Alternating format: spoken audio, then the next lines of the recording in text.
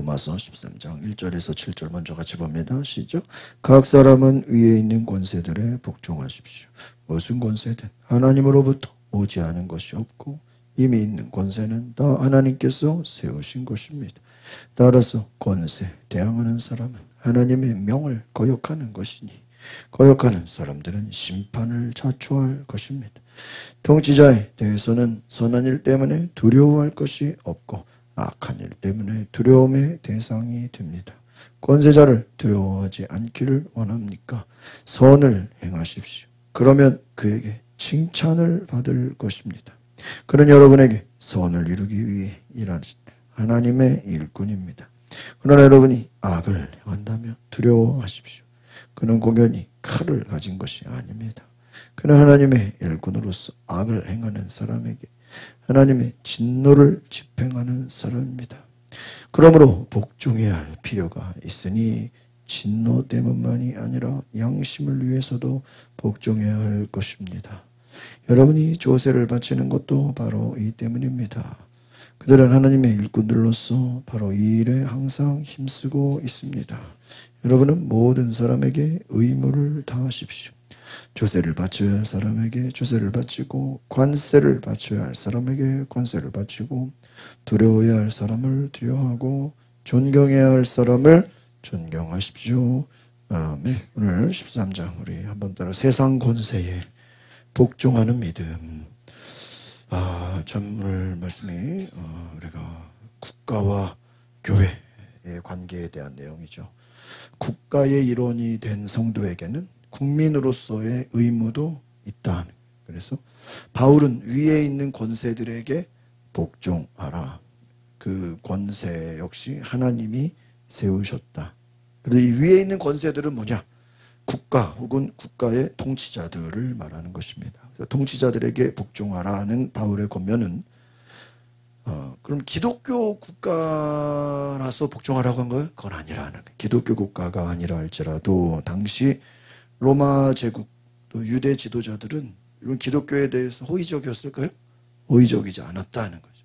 그럼에도 불구하고 로마 제국과 유대 지도자들에게 호의적이지 않았지만 통치자라는 것은 어떻게 보면 하나님을 대신하는 일꾼과 같다. 악한 일을 행하는 자에게 하나님의 진노를 집행하는 역할을 하는.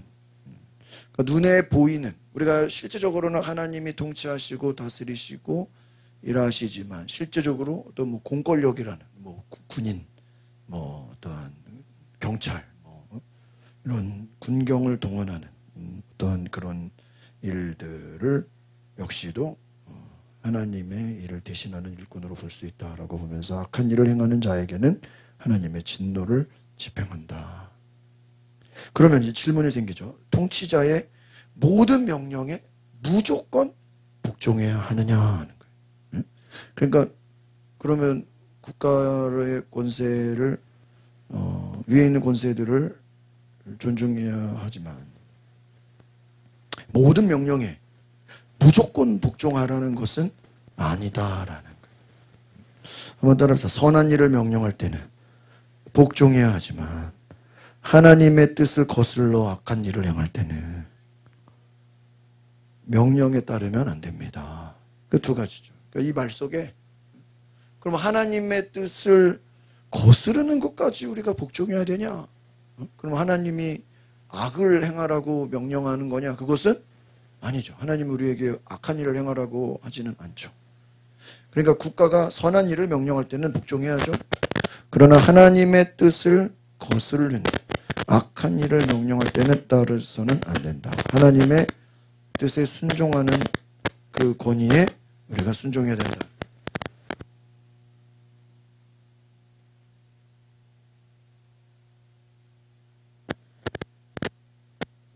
그래서 우리 국가는 국민을 위해 여러 가지 일을 합니다. 국가가 여러분 일을 하려면 뭐를 걷어야 돼요? 세금을 걷죠.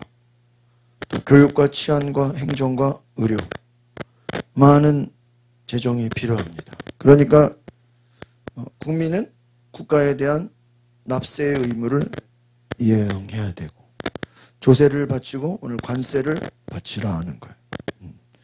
그러니까 그들이 가진 권위는 인정해야 돼요.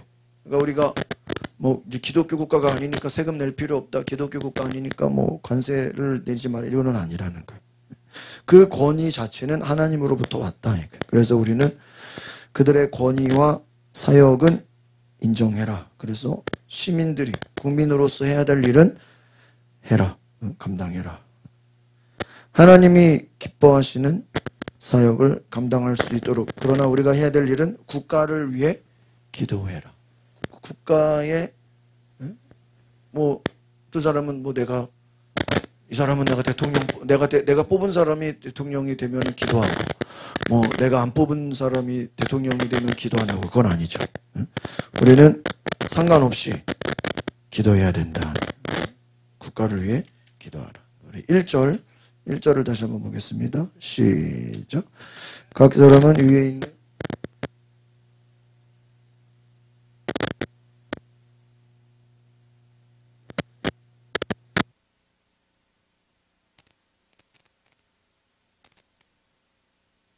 1절 보셨어요? 네. 1절. 바울은 모든 사람에게 위에 있는 권세, 이 국가 통치권에 복종하라. 왜냐하면 뭐라고 되어 있습니까? 무슨 권세든 다 누구에게 왔대요? 하나님께로부터 왔다. 그 말은 이 권세 자체의 근원이 하나님께로 왔다. 하나님이 세우셨다. 복종하라. 이런 복종이라는 것은 군대 용어입니다. 군대. 여러분 군대에서는 뭐 해야 돼요? 복종. 군대 용어예요. 이 말은 이제 질서 아래에 있다. 순종적인 질서를 말합니다.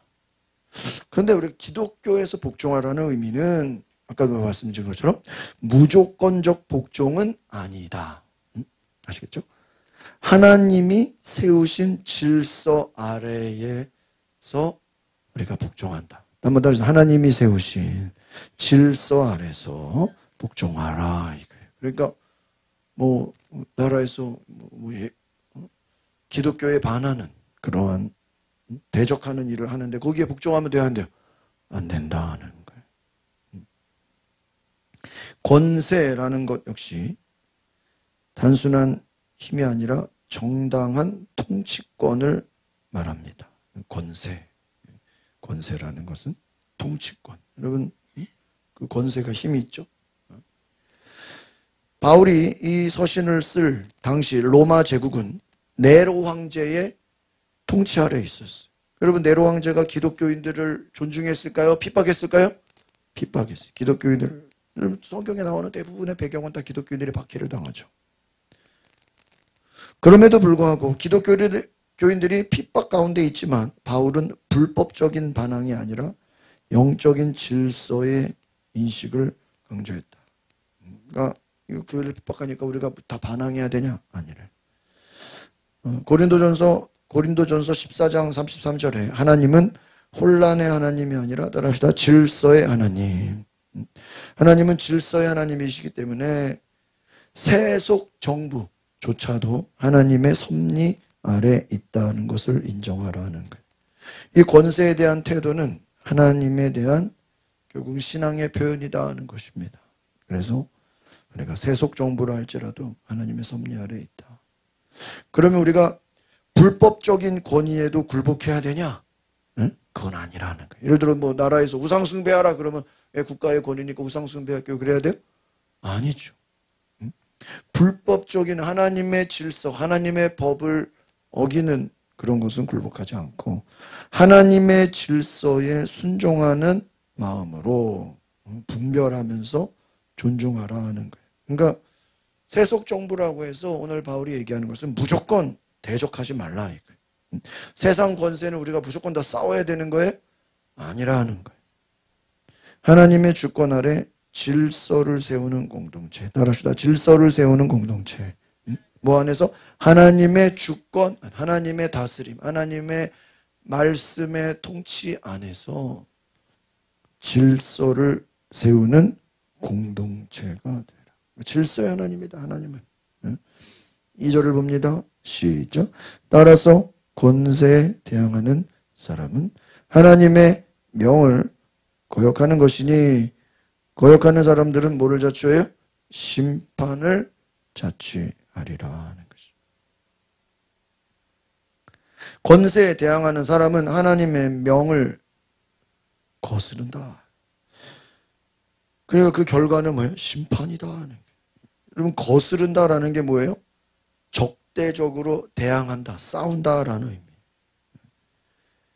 여러분, 질서의 정면으로 맞서는 반역적인 태도, 그것을 거역한다. 그러니까 대항하지 말아라는 거예요. 그런 자에게는 형벌적인 심판이 임한다. 여러분, 당시에 유대교 안에서도요, 유대교, 예수님 당시 유대교에도 로마의 그 권세, 로마의 그 통치에 반대하는 열심당, 따라서 열심당, 가룟 유다 생각나죠? 열심당이 있었어요. 그들은 로마 권세에 뭐 하는 거예요? 우리가 한판 뜨자는 거예요. 싸우자는 거예요. 근데 바울은 이런 무력적인 저항을 경계합니다. 그래서 이런 바울 그 영화 나온 거 보시면 저도 감동받은 게, 그 열심당들이 막 당시에 막 바울이 감옥에 갇혀 있는데 막 감옥에 쳐들어가요. 횃불을 들고 막 쳐들어가서 그 간수들을 다 죽여버려. 응? 죽이고, 응? 기독교의 이름으로 그 간수들을 다 죽이고, 그 기독교 갇혀 있는 죄수들을 어떻게 해요? 다 끄집어내는 거예요. 막 도망가. 응? 그런데 나중에 바울이 이제 바울 선생님 나가시죠. 이제 빨리 나가셔야 됩니다. 그 바울이 도망갔을까요? 안 도망갔을까요? 영화에서 안 도망가요. 다른 사람들은 막 그 영화에 보면 다 도망가거든요. 왜 저기 바울 영화 한번 같이 보면 좋겠네요. 근데 바울이 안 도망가고, 그 영화, 제가 다른 건 모르는데 그렇게 합니다.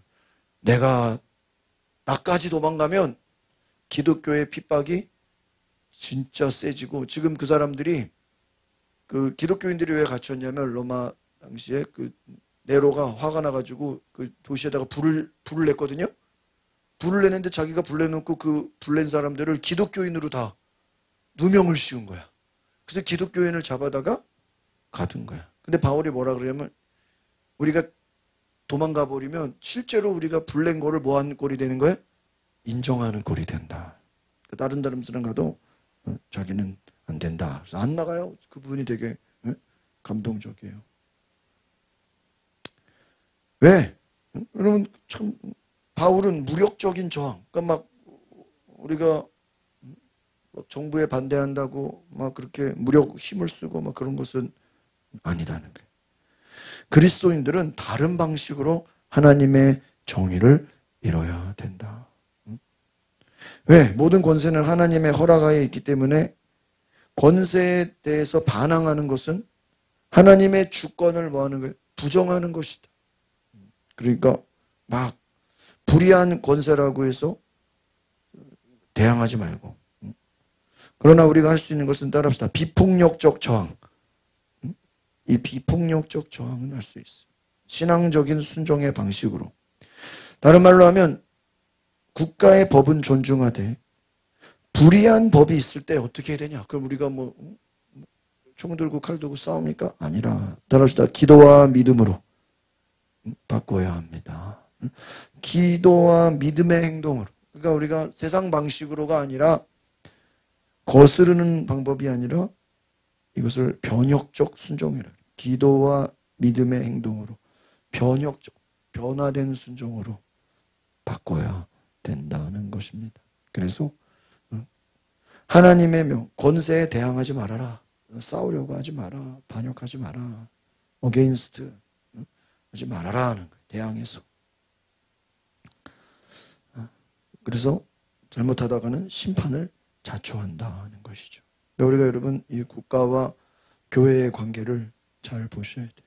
그러니까 우리가 싸우는, 오늘 제가 말씀드린 싸우는 자가 아니라 우리가 하나님의 뜻대로, 그러니까 하나님의 뜻을 거스르는 것에 대해서는 분노해야 돼, 안 해야 돼요? 분노해야죠. 그냥 하나님의 뜻을 거스르는데도 그냥 뭐 우리가 뭐 좋은 게 좋은 식이다, 그건 아니죠. 네? 그러나 우리가 지혜롭게, 뭐 무력적인 방법이 아니라 또 하나님의 뜻을 물어보면서. 3절을 보겠습니다. 시작. 통치자의 대해서는 선한 일 때문에 두려워할 것이 없고 악한 일 때문에 두려움의 대상이 됩니다. 권세자를 두려워하지 않기를 원합니까? 선을 행하십시오.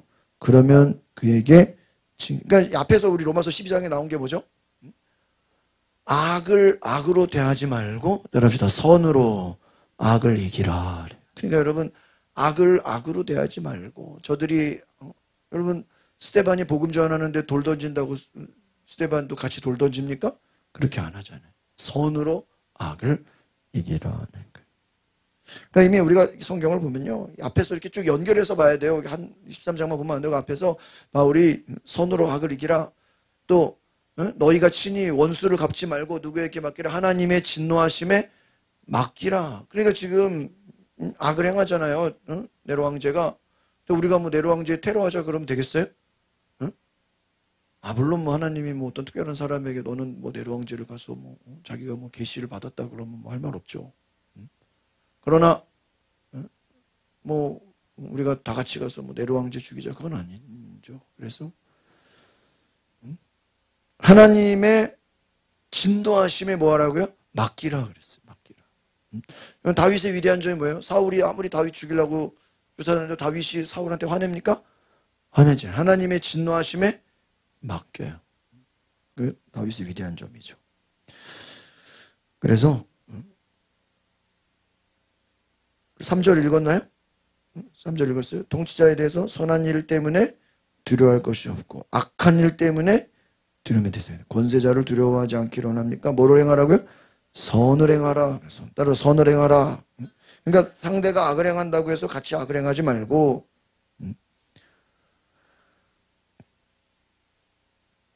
권세의 목적은 공포 정치가 아니라 선과 악을 구별하는 질서 유지입니다. 그래서 사회적인 인정을 받는다, 칭찬을 받는다라는 것은 공동체의 신뢰를 얻는다는 것입니다. 로마 제국은요, 팍스 로마라는 법 질서를 유지하면서 기본적으로 시민에게는 보호를 했어요. 바울은 신앙인들이 이 질서를 활용해서 선한 영향력을 드러내라 그랬어요. 로마 제국이 시민들을 보호했다. 그러나 선한 영향력을 드러냈다. 하나님은 세속 권세조차 악을 억제하는 하나님의 은혜의 도구로 사용하신다. 그러니까 세상 권세를 할지라도 그들이 악을 억제해야 하네요. 악을 억제한다.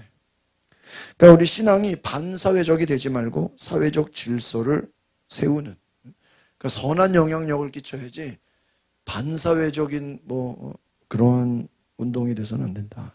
그러니까 사회의 법은 지키면서 그 안에 예수님 말씀에는 따라합시다. 선한 행실로 하나님의 영광을 드러내라. 그러니까 빛과 선한 행실을, 선한 일을 해서 하나님의 영광을 나타내자. 그래서 우리가 하나님 말씀에 순종하는 그 순종을 통해 빛과 소금으로 세상을 밝히자 하는 거예요.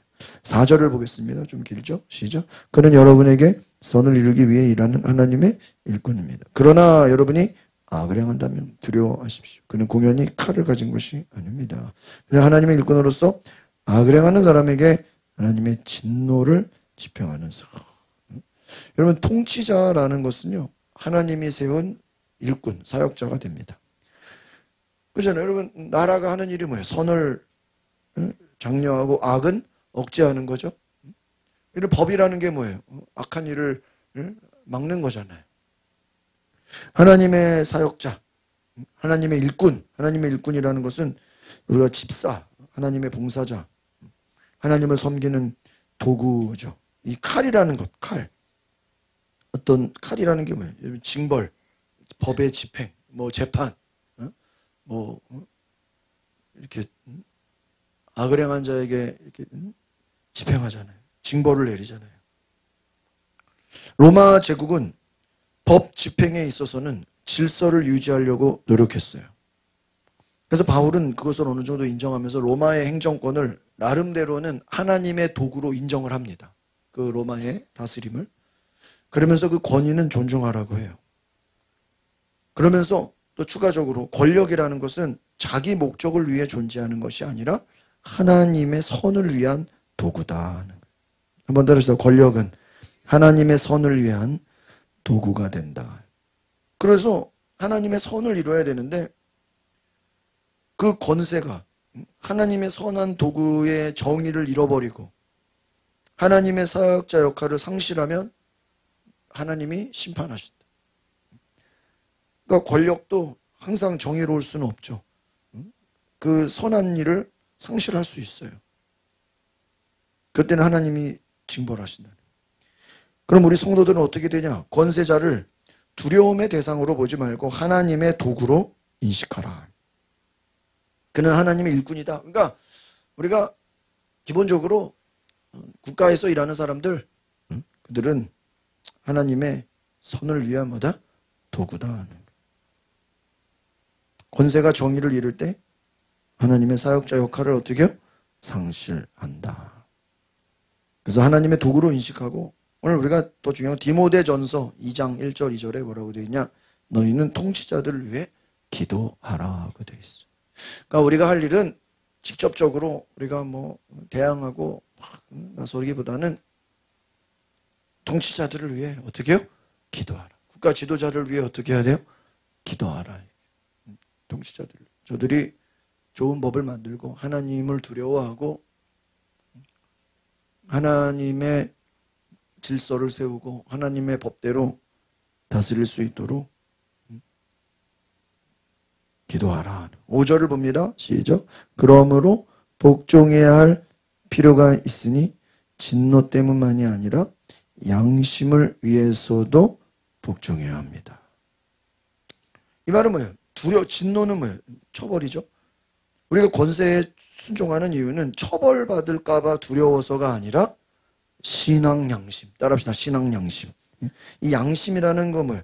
하나님 앞에서 도덕적인 자각을 말해요. 컨시언스를. 자각. 우리가 스스로 양심이 있죠. 악을 행하면 양심의 가책을 받죠. 그래서 이 양심으로 인해서 우리는 복종하지 아니할 수 없다. 굉장히 강조해요. 복종해야 된다. 당연히 순종해야 된다.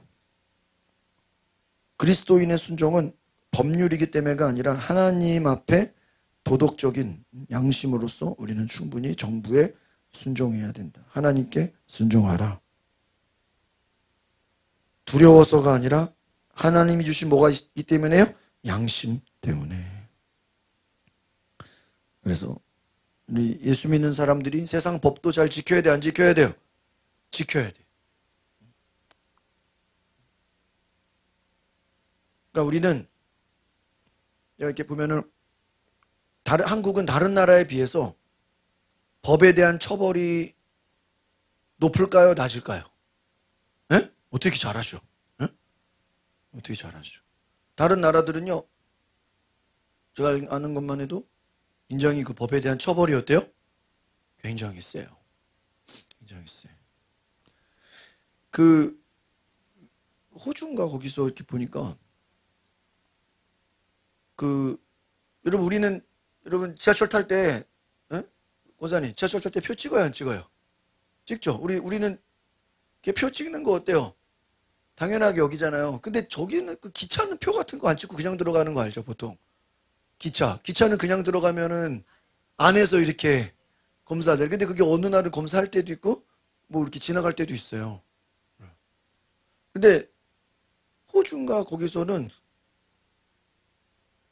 막 사람들이 거기서 사람 많아서인지 모르겠어요. 막 정신없이 우리는 표 띡 누구 들어요. 그게 없어요. 미국도 그 카드 찍고 들어가거든요. 근데 한국 신용카드도 다 미국에서 시키더라고. 근데 호주 그냥 막 들어가서 야 여기 내 걱정이 된 거야. 이거 이렇게 막 들어가면 어떡하나. 이런 만약에 한국에서 막 그렇게 무슨 표 안 찍고 그냥 막 들어간다 그러면 어떻겠어요?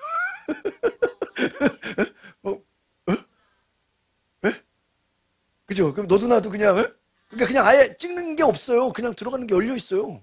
그래서 내가 물어봤어요. 그래서 어떡하냐니까는요. 지하철에 표 검사하는 사람이 다녀요. 근데 내가 왜 그렇게 들어가냐 그러니까 지하철을 당연히 타기 때문에 거기 사는 사람들은 월권을 끈대. 월권. 예를 들면 10월이잖아요. 그럼 10월달 우리 자유이용권처럼 10월달 티켓을 끊는 거야. 그러면 그것만 그냥 지갑에 넣고 다니면 언제든지 이제 그렇죠. 누가 이제 모자 쓴 사람이 양복 입은 사람이 지나다니면 뭐 해주면 돼요? 보여주면 된다는 거야. 그렇죠. 근데 만약에 그게 없으면 30배의 벌금을 내야 돼. 몇 배요? 30배. 그러면은 만약에 뭐 얼마야? 이거 한 3,000원, 2,000원만 해도 30배면 6만 원이죠? 6만 원. 그 정도. 그래서 저도 걱정했는데 나중에 지하철 타보니까 검사하는 사람이 있더라고요. 그 모자 쓴 사람이. 근데 그 검사하는 사람이 제가 물어볼게요. 그 지하철 안에 탄 사람 다 검사할까요? 몇 명 집어서 검사할까요? 그렇죠. 어떻게 잘 알아요? 다 검사를 못하죠. 어떻게 다 검사해? 그냥 뭐예요? 무작위로. 그러니까 미군 부대에 이렇게 들어가 보면 재밌는 게 거기서 얘기하는 게 MP들이래요. MP 경찰들이 숨어 있대요. 이렇게 딱 코너 이렇게 우리 한국에도 지금 미군 부대 있죠? 미군 부대 이렇게 30km 이하로 30km 이하 그러니까 우리 어린이 보호구역 지나가려면 되게 힘들잖아. 기어가야 되잖아. 근데 미군 부대는 다 30km야. 달려 못 달려? 그러면요 막 달리고 싶잖아. 근데 저기 언덕 있으면 언덕 뒤에 이렇게 숨어서 탁 카메라로 찍고 있대. 그래가지고요 여기 택시 아저씨가 얘기하는 게 3번 정도 찍히면은 추방당한대죠. 다시 택시 하는 사람이 미군 부대 3번 달리다가 딱 3번이 되면 다시는 이제 아내를 못 들어와. 완전히 추방이야, 추방. 일본도 그때 제가 선교사님 얘기 들어보니까 뭐 과속이라든지 뭐 이렇게 법 어기는 거 있죠? 그거 1년에 몇 번이면은 취소된대, 취소. 그러니까 여러분 그 나라 사람들이 준법 정신이 좋아서가 아니라 뭐가 센 거예요? 법이 센 거예요. 처음부터 법을. 싱가포르 같은 경우도 이런 중국 사람들이 이렇게 좀 대충 하는 게 많잖아요. 그래가지고 그 싱가포르 지도자가 원래 그 사람의 꿈은 말레이시아를 전체를 통치하는 거였는데 너무 뛰어나다 보니까 말레이시아에서 내쫓은 거래요. 니는 너 그냥 조그만 거 우리로 말하면 경상도 하나 줄 테니까 거기서 마음대로 해. 원래 그 사람의 꿈은 말레이시아 전역을 우리가 지금 한반도 전체를 다스리는 거였는데 너무 잘해가지고 이렇게 데리고 나가라고 쫓겨낸 거예요. 근데 그 싱가포르를 세팅할 때 법을 엄청 강화했다. 왜? 이 중국 사람들이 그 지도자 말로는 법을 잘 안 지킨대. 그래서 일반인이 생각했던 것보다 법을 어떻게 해요? 더 세게. 그래야 싱가포르 여러분 먹는 거 잘못 들고 갔다 큰일 나죠? 마약 같은 거 막 잘못하면 난리 나죠? 여러분 무서운 나라예요. 여러분 그 법이 무서워요. 무서운 나라. 그러니까 우리 한국은 다른 나라에 비해서 법의 처벌이 어때요? 약해. 내가 볼 때는 법을 만드는 사람이 누구죠? 누구예요? 법을 누가 만들어요? 국회의원. 그런데 볼 때 왜 국회의원들이 처벌을 약하게 했을까요? 자기들도 변해야 되고 청문회 할 때 보면 자기들도 어휴 막 과태료 막 수백만 원 내고 막 자기들도 과속 가끔 자기들도 본인들도 본인들도 법을 지키기가 어려우니까 과태료를 세게 안 해. 그러니까 참 감사한 것 같기도 하면서 안 좋은 거 됐어요. 좋기도 하면서 안 좋기죠. 우리나라는 법이 별로 세지가 않다. 그걸 아셔야 돼. 그러니까 막 요즘 이제 그래도 옛날에 비해서 요즘 많이 세졌어. 요즘에는 이제 많이 세졌어요 법이. 그러니까 우리가 이제 정리하면 법을 무서워서 지키는 게 아니라 두려워서가 아니라 그냥 뭐예요? 신앙 양심, 양심으로 이게 중요하죠. 신앙 양심을 위해서 복종해라. 그리스도인들은 세상 법도 어떻게 해요? 잘 지켜라. 그러니까 여러분 뭐 우리가 법을 어겨놓고 우리가 다른 걸 얘기하면 안 되죠. 6절, 7절 두 절을 같이 보겠습니다. 시작. 여러분이 조세를 바치는 것도 바로 이 때문입니다. 그들은 하나님의 일꾼들로서 바로 이 일에 항상 힘쓰고 있습니다. 여러분은 모든 사람에게 의무를 다하십니다. 조세를 바쳐야 할 사람에게 조세를 바치고, 관세를 바쳐야 할 사람에게 관세를 바치고, 두려워해야 할 사람을 두려워하고, 존경해야 할 사람을 존경하십시오. 그러니까 여러분, 바울은 기본적으로 나라에서 일하는 사람들, 그 사람들을 뭐라고 생각해요? 하나님의 일꾼이다. 저도 아침에 얘기한 것처럼 저도 동사무소에서 한 2년을 제가 3년을 2022년도부터 2, 3, 4, 3년이죠. 그래 3년? 5월부터 7월까지. 3년을 제가 동사무소 일했는데 진짜 3년이 진짜 굉장히 빨리 갔어요. 근데 제가 딱 결론이 3년을 일해보면서 무슨 생각을 했냐면, 뭐 옆에서 일하는 분들 뭐 9급 공무원, 8급 공무원, 좀 주임은 7급, 뭐 과장은 5급, 동장님이 5급, 그 밑에 팀장이라고 그러죠. 팀장, 요즘에는 이제 처장 그 정도 되는데 그분은 6급. 그러니까 위에 동장님은 5급부터 9급 공무원까지 같이 이렇게 제가 3년을 일해보는데요. 2년마다 계속 바뀌어요. 그러니까 1년, 2년마다 계속 바뀌는데, 바뀌는 게 미리 얘기를 안 하고요. 그냥 예를 들어 뭐 갑자기 발령이 나요. 그러면 그 다음날 가야 돼. 짐 싸서. 그럼 공무원들은 항상 뭐 할 준비를 해야 돼요? 이설주나 그게 신기하다. 그러니까 발령이 인터넷에 뜨나 봐요. 이렇게 딱 뜨면 그날이 회식하는 날이야. 그러니까 아니 우리가 그 일반 회사나 이런 데 같으면 뭐 한 달 전에 이렇게 뭐 최소 일주일 전이라 일주일이라도 뭘 시간을 줘야 되잖아요. 그게 아니야.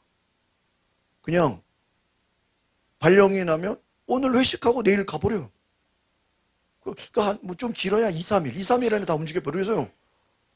막 그렇게 친했는데 같은 직원이 그렇게 친하고 막 했는데 내일 가버려 없어져 버려요. 와, 저는 좀 힘들더라고. 그게 이제 제가 한 2, 3년 지나니까요.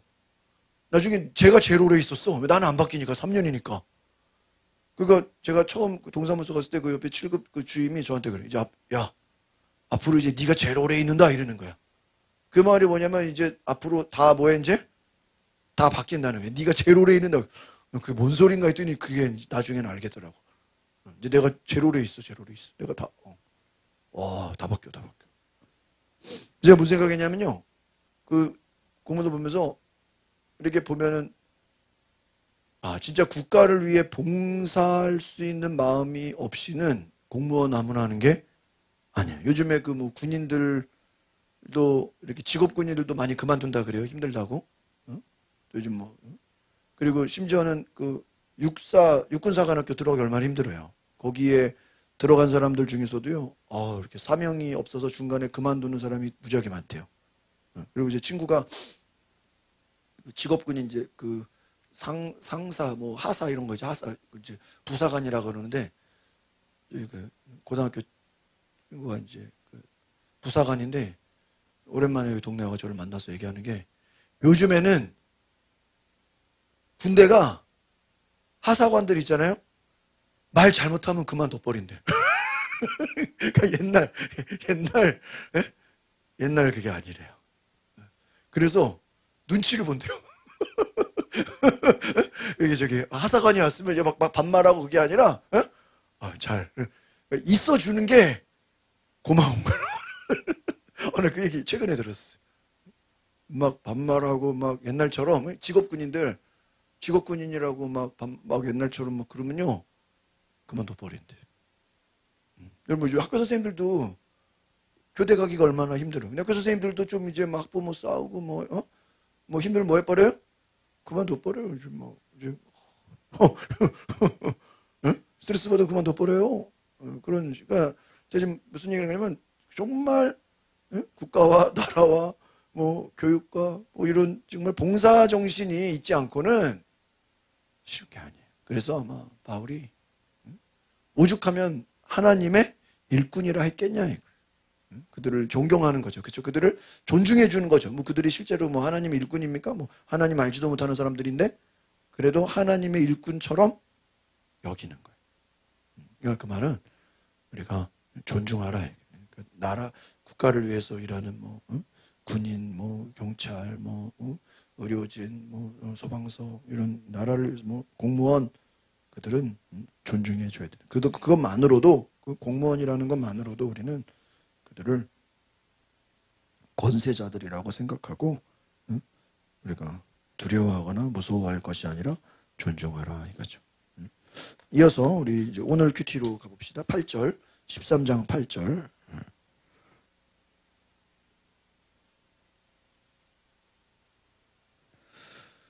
네, 8절 볼까요? 시작. 서로 사랑하는 것 외에는 누구에게든지 아무 빚도 지지 마십시오. 남을 사랑하는 사람은 율법을 다 이루었습니다. 그렇죠. 이제 사회적인 시민적 의무. 앞에서 7절이 이제 권세, 국가와 교회에 대한 관계라면 이제 세상 속에서 신앙인이 어떻게 해야 되냐. 그래서 따라합시다. 이웃과의 관계. 하나님 앞에서 도덕적인 각성. 이 두 가지를 얘기하는데 먼저는 이웃과의 관계를. 앞에서는 국가에 대한 의무. 국가에 대해서 할 일은 잘해라 그랬죠. 이제 사랑에 대한 의무. 따라합시다. 사랑에 대한 의무. 그래서 사랑의 빚 외에는 아무에게든지 뭐를 지지 말라? 빚지지 말아라. 사랑의 빚 외에는. 이것은 단순히 도덕적인 교훈이 아니라 복음의 삶의 본질이다. 복음의 삶의 본질은 사랑의 빚이다.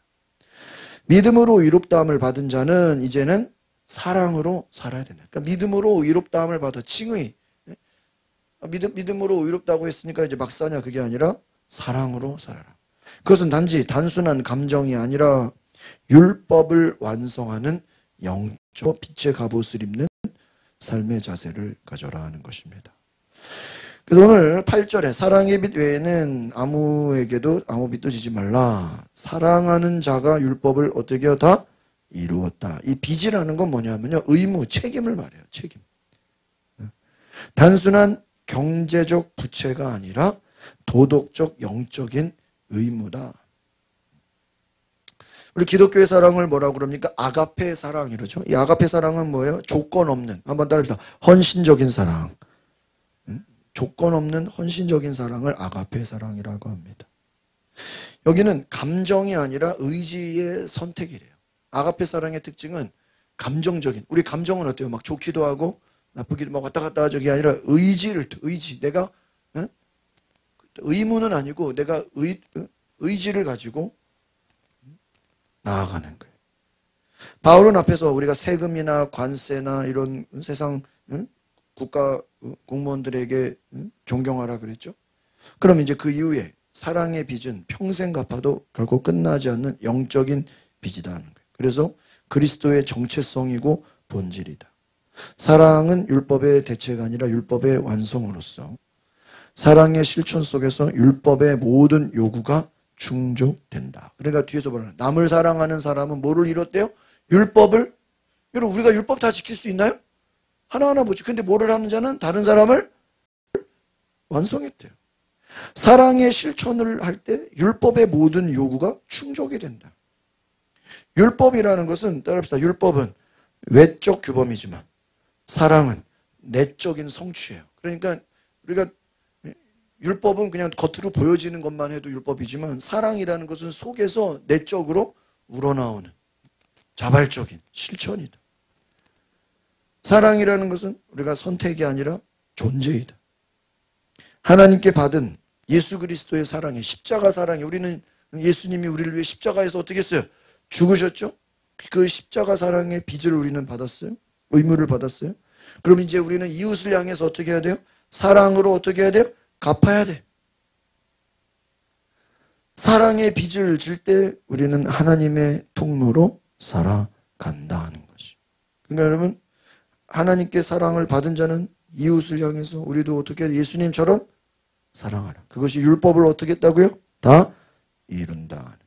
9절을 봅니다. 시작. 간음하지 말라, 살인하지 말라, 도둑질하지 말라, 탐내지 말라 하는 계명과 그 밖에 다른 계명이 있을지라도 이 모든 계명은 뭐예요? 내 이웃을 내 자신과 같이 사랑하라 하는 이 말씀 가운데 다 어떻게 되어 있어요? 10계명. 여러분 10계명이 6계명에서 10계명이거든요. 이것을 보통 도덕적 규범 이렇게 말해요. 그런데 이것은 이웃사랑이라는 그 세 계명 안에 다 어떻게 돼요? 다 들어가 있어요. 이 사랑하라라는 명령은 이웃을 향한 적극적인 헌신을 말하는 하나님의 사랑의 본질적 행위, 하나님의 사랑의 그 본질을 따라서 우리는 적극적으로 헌신해야 된다. 다 들어가 있다. 다 요약되어 있다. 총괄되어 있다. 여러분, 사랑이라는 것은 모든 계명을 그 속에 다 집어넣을 수 있다는 거예요. 믿으십니까? 그러니까 사랑하게 되면 그 율법의 모든 요구를 어떻게 해요? 다 이루는 거죠. 예수님께서 마태복음 22장에서 이것을 가르치셨어요. 그래서 예수님은 율법을 폐하러 오신 것이 아니라 사랑 안에서 그 사랑을, 율법을 완성하러 오셨다. 한번 따라합시다. 사랑은 율법의 핵심입니다. 율법이 금지의 형태로 표현된 것은 죄로 인해 사랑이 왜곡되었기 때문이다. 그리스도 안에 사랑은 단순한 금지가 아니라 적극적인 선행의 원동력이다. 여러분, 율법은요, 내가 억지로도 할 수 있어요. 그냥 싫어도 나 뭐 나눠주고 뭐 구제하고. 그러나 사랑은 뭐가 포함된 거예요? 자원하는 것, 긍휼함, 안타까움. 그럼 부모가 자녀를 사랑하는 게 의무감으로 합니까? 아니잖아요. 자원하잖아요. 좋아서. 적극적이잖아요. 소극적이 아니죠. 그러니까 사랑의 반대가 뭘까요? 죄예요. 죄.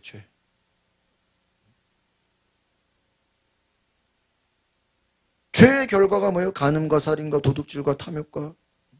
그 죄는 어디서 왔을까요?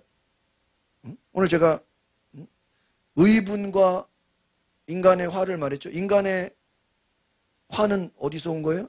아까 뭐라 그랬어요? 자기의 어디서? 욕심에서 왔죠. 자기 욕심대로 안 되면 화내는 거는 인간적인 화죠. 죄가 어디서 왔을까요? 자기 중심, 욕심에서 온 거예요. 그러니까 결국은 죄의 반대는 뭐예요? 사랑이에요. 사랑의 반대는 죄가 되는 거예요. 죄는 자기 중심이에요. 우리가 회개했다, 회심했다라는 건 뭐냐면 자기 중심에서 이웃을 사랑하고 하나님을 사랑하는 것으로 방향 전환이 돼요. 한번 따라해서 회심은, 다시 한번, 참된 회심은 사랑의 방향 전환이다. 그러니까 회심하기 전에는 누구를 사랑했어요?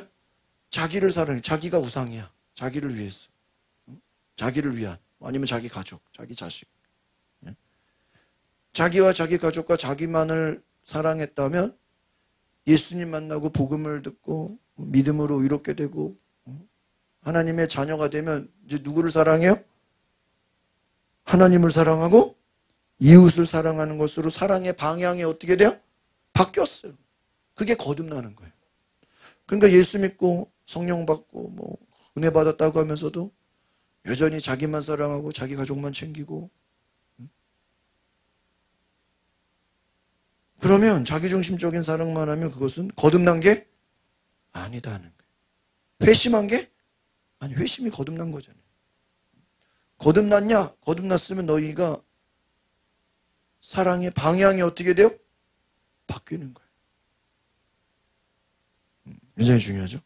10절 봅니다. 시작. 사랑은 이웃에게 악을 행하지 않습니다. 그러므로 사랑은 율법에 굉장히 중요해요. 별표를 치세요. 별표.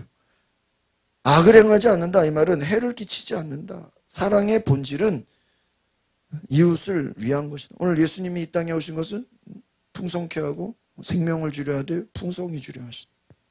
마귀가 온 것은 죽이고 빼앗고 멸망시키고, 예수님이 온 것은 살리고 생명을 주되 풍성히 주는 거예요. 완성, 사랑은 율법의 완성이다. 이 완성은 뭐냐? 충만한 상태를, 성취가 되는 거예요.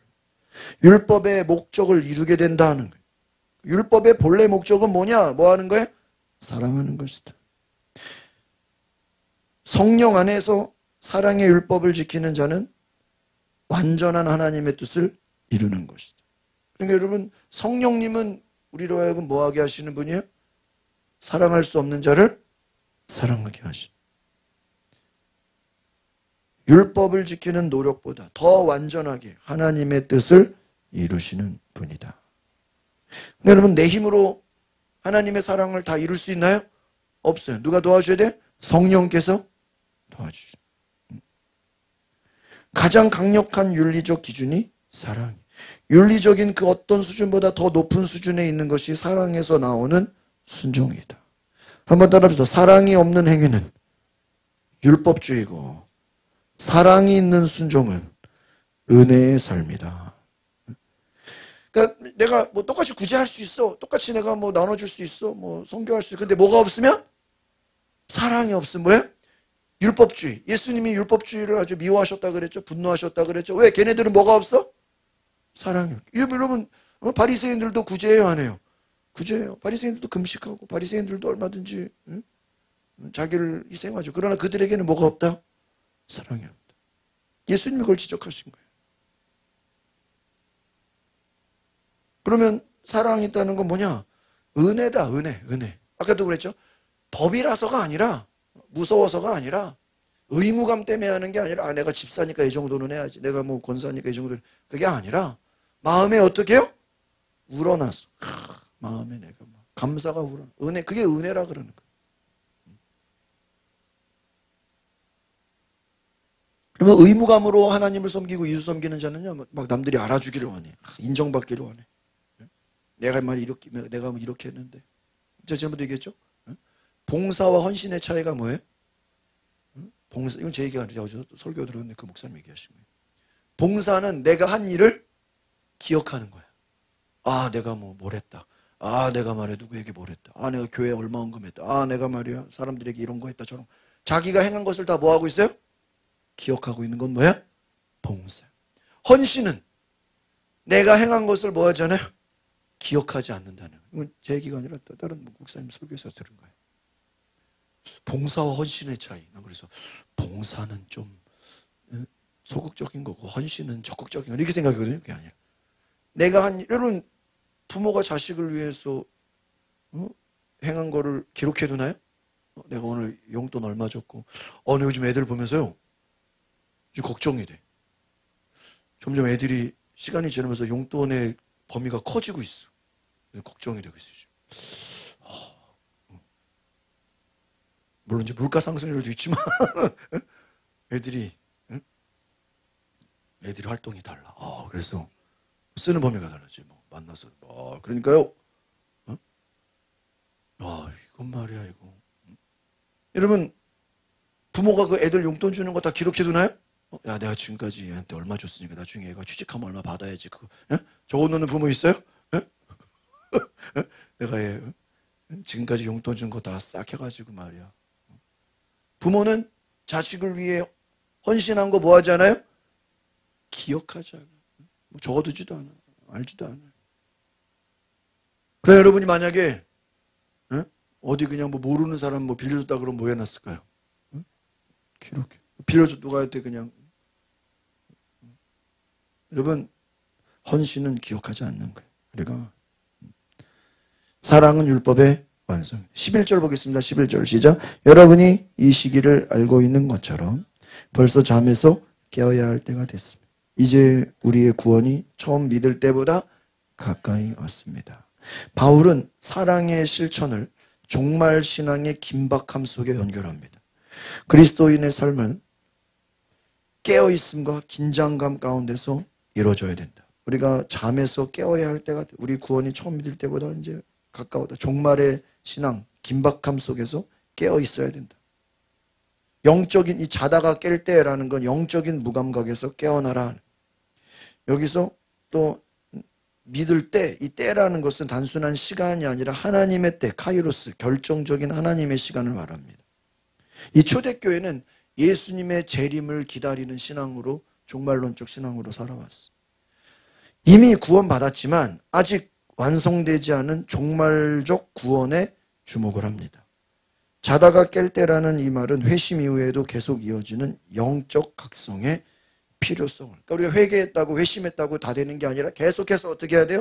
영적으로 각성해야 돼. 계속 회개해야 돼. 구원은 단순히 과거의 사건이 아니라 현재 진행되는 과정이에요. 구원이라는 것은. 그래서 주님이 가까이 오신다. 예수님의 재림을 기다린다. 이건 어떤 의미냐? 게으른 신앙을 버리고 깨어 있어서 기도하고 사랑으로 행하라. 한번 따라해보세요. 깨어 기도하며 사랑으로 행하라. 이것이 구원받은 삶이다라는. 구원이라는 것은 현재 진행형이다. 계속해서 움직이는 것이다. 살아있는 것이다. 12절 보겠습니다. 시작. 밤이 깊고 낮이 가까이 왔습니다. 그러므로 어둠의 일을 벗어버리고 빛의 갑옷. 왜 갑자기 어둠과 빛이 나오죠? 바울은 어둠의 시대가 지나가고 구원의 날이 가까운다. 빛의 갑옷. 어둠의 일이 뭘까요? 죄, 무질서, 탐욕, 세속적 행위를 말합니다. 이것이 어둠의 일이에요. 그럼 빛의 갑옷은 뭡니까? 성령의 무장. 에베소서 6장 17절, 11절, 17절로 우리가 전신갑주를 입어라. 빛의 무기. 어둠은 무엇입니까? 죄와 사탄의 세력입니다. 빛은 무엇입니까? 그리스도의 생명과 진리를 상징합니다. 그리스도인은 단순히 죄를 벗는 것에 머물지 말고 빛으로 무장하라. 빛의 갑옷은 뭐예요? 진리와 의와 믿음과 사랑과 구원의 소망. 빛의 갑옷. 다시 읽어드릴게요. 진리, 의, 믿음, 사랑, 구원의 소망. 그러니까 믿음, 소망, 사랑. 거기에다가 진리가 말씀이죠. 의를 행하는 것이 갑옷이다. 그러니까 우리는 빛의 갑옷을 입는다는 건 뭐예요? 세상 속에 살면서 빛의 전사로 빛의 갑옷을 입고 죄를 이기는 삶이 아니라 빛으로 무장해서 완전히 성령 충만한 사랑을 실천하는 자로 살아야 한다. 13절 보겠습니다. 시작. 낮에 행동하듯이 단정하게 행동합시다. 방탕하거나 술 취하지 말고 음행하거나 호색하지 말고 다투거나. 이 어둠의 행위, 바울은 그냥 추상적으로 말한 게 아니라 그 구체적으로 다 나열해줘. 이 사람들이 어둠에서 벗어버리세요. 그러면 이게 도대체 뭔 소리냐. 그러니까 또 구체적으로 얘기를 해줘요. 술 취하지 말고 음행 호색하지 말고 다투건전하 시기하지 말고 싸우지 말고 단정히 행하라. 이 말은 품위를 가지라. 존귀한 자세를 가져라. 육체적 쾌락과 관계된 아까 말한 욕심, 타락, 죄의 길로 가지 말아라. 여러분 로마 사회의 특징이요. 향락과 음란과 술 취함이었어요. 그러니까 성도들 역시 이 가운데서 구별돼서 빛의 공동체로 살아라. 그래서 죄를 피하는 자가 아니라 새로운 생명으로 살아가는 자가 되라는 것입니다. 술과 탐욕과 음란과 시기를 버리고 어둠을 버리고 구별된 자. 여러분 성도가 뭐예요? 구별된 자. 구별된 자가. 다니엘이 자기를 구별했죠. 세상과 구별된. 이미 12장에서도 말한 것처럼 이 세대를 본받지 말고 분별해라.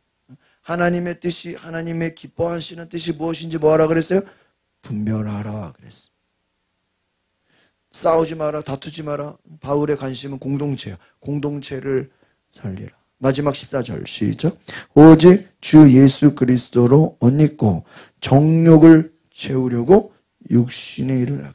오늘 야고보서 말씀도 바울이 야고보가 성내지 마라 하는 것은 무슨 일을 하지 말라. 육신의 일을 하지 말라.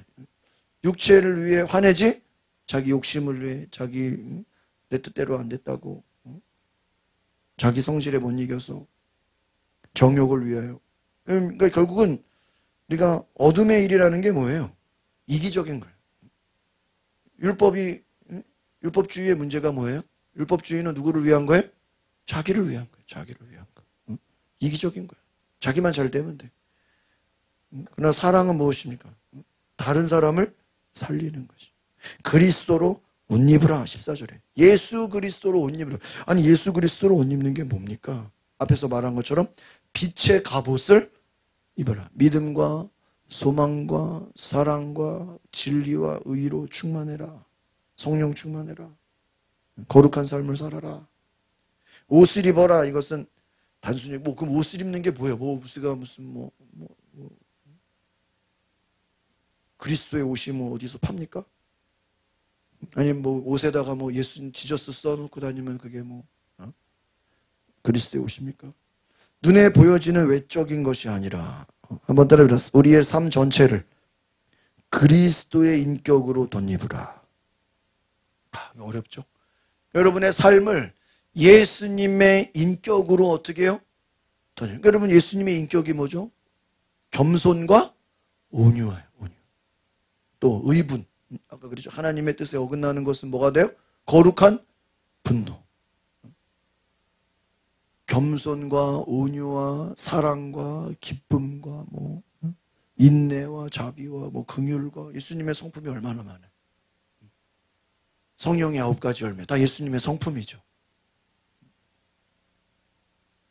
물론 성령 받으면 그 성령이 우리 안에 그러한 은혜를 주시지만 우리가 각자 이것을 깨어 있어서 노력해야 돼요. 그것을 이제 우리가 교리적으로는 이제 성화의 실천, 경건의 훈련. 여러분이 그리스도로 옷 입어라. 그러지 않으면 어떻게 돼요? 뭐가 채워져요? 정욕을 채우려고 육신의 일에 애쓰게 된다. 여러분 이 바울의 이 메시지는요. 수동태예요. 수동태. 수동태는 뭐냐면 되어진다 하는 거예요. 너희들이 그리스도로 옷 입으면 사랑으로 실천하게 되고 이렇게 그냥 되어지는 거예요. 그러나 그리스도로 옷 입지 않으면 하나님의 은혜를 힘입지 않으면 성령을 힘입지 않으면 어떻게 돼요? 사람이 이기적이 되고 자기 욕심 부리게 되고 정욕대로 살게 되고 이기적이 되고 죄를 짓게 되고 오늘 사랑의 반대가 뭐라 그랬어요? 죄. 아시겠죠? 사랑의 반대는 죄예요. 그리스도로 옷 입는다라는 것은 결국은 우리가 변화된 삶, 그리스도의 성품. 따라합시다. 세 가지가 있어요. 그리스도의 성품, 그리스도의 거룩함, 그리스도의 사랑. 이것을 옷 입는다. 여러분 이것이 인간의 결단으로 됩니까? 아니요. 성령의 역사, 성령의 도우심이라. 예수님의 성품, 예수님의 거룩함, 그분의 사랑을 나타내는 것. 그들의 특징은 세상 기준으로 살지 않는다는 것입니다. 정욕을 이기고 빛의 열매를 맺는다. 말씀을 정리합니다. 사랑의 빛을 가지고 살아라. 사랑은 뭐라 그랬어요? 율법의 완성이다. 빛의 갑옷을 입어라. 왜? 구원의 날이 마지막 때가 예수님 재림하실 날이 가까이 왔다. 마지막 그리스도로 옷 입어라. 이것은 거룩한 삶, 세상을 변화시키는 사랑의 실천, 깨어있는 자가 되라. 믿음과 소망, 말씀으로 충만해라. 그래서 단정히 부지런하게 예수님의 향기를 나타내는 복음적인 삶을 살아라. 그래서 우리는 계속해서 끝나지 않는 빛이에요. 빛. 이것은 사랑은 그리스도인들의 끝나지 않는 빛이 되고 율법의 완성은 규율이 아니라 사랑의 실천이고 구원의 날이 가까울 줄 알고 우리는 어둠의 행위를 벗어버리고 빛의 갑옷 그리스도로 옷 입는 참된 변화의 시작이 되는 줄 믿습니다. 그래서 오늘 우리가 이 13장 전체를 이렇게 봤는데요. 바울의 이제 마지막 계속해서 이제 16장까지 쭉 보시면 아주 구체적으로 어떻게 우리가 살아야 되는지, 정말 어떻게 실천해야 되는지.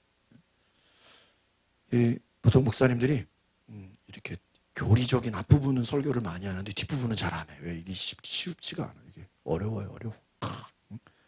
왜? 이게 어렵거든요. 근데 여러분 뒷부분이 더 중요합니다. 그래서 진정한 믿음은 사랑의 실천이고 진정한 성령 충만은 하나님 말씀대로 순종하는 여러분 이 삶을 기억하시기를 바랍니다. 우리 같이 이 시간에 기도합시다. 오늘 시간에 우리가 동성으로 기도하실 때 하나님 우리가 앞에서 첫 번째 우리가 토요일 큐티에서 국가에 대한 교회의 관계 우리가 나라에서 일하는 사람들을 우리가 하나님의 일꾼으로 생각하고 그들을 위해 기도하고 중보하고 우리가 그리스도 안에서 하나님의 법 안에서 우리가 질서를 지키고 법을 잘 따르고 또 하나님의 법에 어긋나는 것에 대해서는 우리가 또 이것을 기도와 말씀으로 지혜롭게 잘 대처해서 분별함으로 우리가 싸우는 자가 되는 것이 아니라 세상을 어지럽히는 자가 되는 것이 아니라 세상에서 빛과 소금의 역할로 또 우리가 나라 민족을 위해 지도자를 위해 기도함으로 이 나라가 하나님의 나라 될 수 있도록, 또한 우리가 삶에서 오늘 말씀처럼 사랑을 실천하고 정말 자원하는, 억지로가 아니라 인색함으로가 아니라 기쁨으로 우리가 섬기는, 사랑을 실천하는, 율법의 완성을 이루는 그리스도의 옷 입는 자가 될 수 있도록 우리 다 같이 주여 한번 부르고, 오늘 너무나 중요한 말씀 우리 주여 한번 같이 기도하겠습니다. 주여, 하나님 우리의 온 마음과 뜻과 정성을 다해 하나님을 사랑합니다. 주여, 이 시간에 우리에게 깨닫게 해주시고, 이 시간에 우리가 어떻게 나라를 위해 기도해야 되는지, 우리가 국가 지도자들을 위해서 어떻게 해야 되는지 오늘 우리가 공부합니다. 하나님, 무엇이 하나님의 뜻인지를 알게 하여 주시고, 주님 도와여 주옵소서. 주여, 주님과 함께하는 이 고요한 시간, 주님의 보좌 앞에 내 마음을 쏟네. 모든 것 아시는 주님께 감출 것 없네. 내 맘과 정성 다해 주 바라나이다.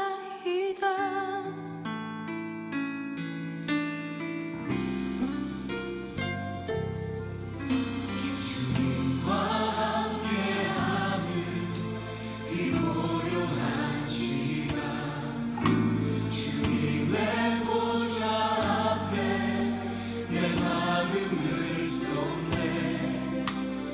모든 것 아시는 주님께 감출 것 없네. 내 맘과 정성 다해 주 하나이다. 온 맘 다해 사랑합니다. 온 맘 다해 주 알기 원하네. 내 모든 삶 당신 것이니 주만 섬기리. 온 맘 다해 나 염려하지 않아도